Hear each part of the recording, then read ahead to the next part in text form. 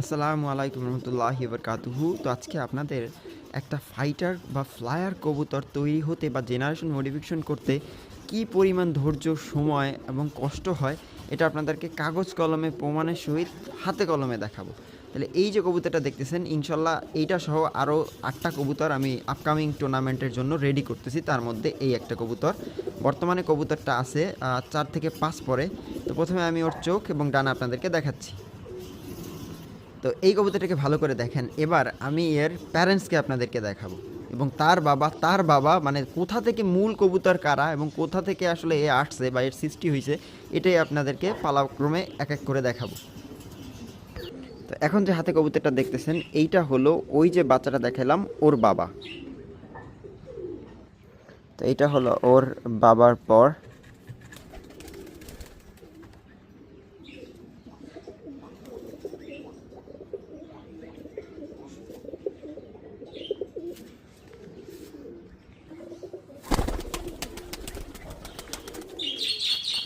তো এই কবুতরটাই হলো ওই যে কবুতরটা একটু আগে আপনাদেরকে দেখালাম।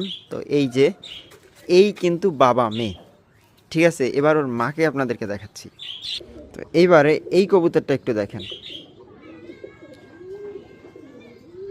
এবার আমি পর দেখাচ্ছি। তো মাশাল্লাহ, এই হচ্ছে কবুতরটার পর।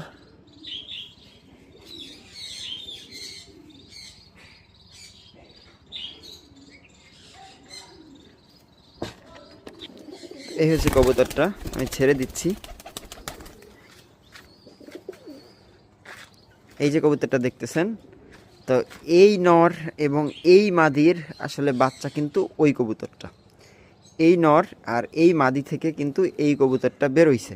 এখন এই নরটা আমার উড়ানো, এই মাদিটা আমার উড়ানো না। এবার এই যে দুইটা কবুতর দেখতেছেন, এদের বাবা মাকে আপনাদেরকে দেখাচ্ছি। এই বুড়ো যে দুইটা, এদের বাবা মা এরা কোন কবুতর থেকে আসছে সেইটা এবার আপনাদেরকে দেখাচ্ছি। তো ভিউয়ার্স, এখন আমার হাতে যে কবুতরটা দেখতেছেন, এইটাই কিন্তু ওই কবুতরটার।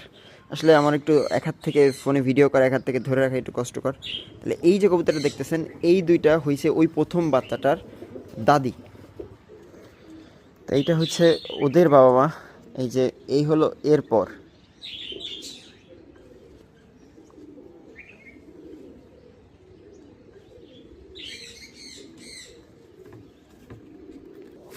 তো এই যে আমি ছেড়ে দিলাম কবুতরটা।